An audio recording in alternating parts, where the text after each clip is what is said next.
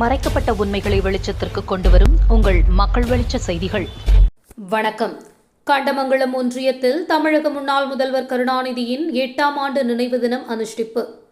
கண்டமங்கலம் மத்திய ஒன்றிய திமுக சார்பில் முன்னாள் ஊராட்சி மன்ற தலைவர் MSR முருகன் ஏற்பாட்டில் மிட்டாமண்டகப்பட்டு ஊராட்சிக்குட்பட்ட மிட்டாமண்டகப்பட்டு, பாக்கம் கூட்ரோடு, வெள்ளாளங்குப்பம், வடுகுப்பம், ராமரெட்டிக்குளம் உள்ளிட்ட கிராமங்களில் தமிழக முன்னாள் முதல்வர் கருணாநிதியின் 8ஆம் ஆண்டு நினைவு தினம் அனுசரிக்கப்பட்டது. பாக்கம் கூட்ரோட்டில் நடந்த நிகழ்ச்சிக்கு கண்டமங்கலம் மத்திய ஒன்றிய திமுக பொறுப்பாளர் சீனு செல்வரங்கம் தலைமையேற்று கருணாநிதியின் உருவப்படத்திற்கு மலர் தூவி மரியாதை செலுத்தி ஏழை எளியோர் 500 பேருக்கு அன்னதானம் வழங்கும் நிகழ்ச்சியை தொடங்கி வைத்தார். ஒன்றிய கவுன்சிலர் பாலசுப்பிரமணியம் முன்னிலை வகித்தார். தொடர்ந்து பல்வேறு கிராமங்களில் கருணாநிதியின் நினைவு தினம் அனுஷ்டிக்கப்பட்டு அன்னதானம் வழங்கப்பட்டது.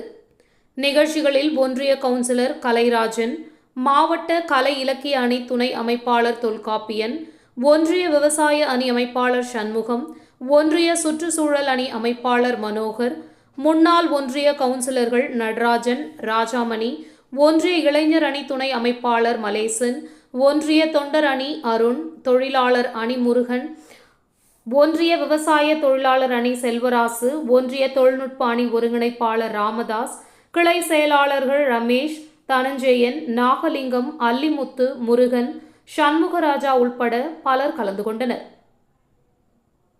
மக்கள் வெளிச்சம் செய்திகளுக்காக விழுப்புரம் மாவட்ட புகைப்பட கலைஞர் பா. விஜய். நன்றி.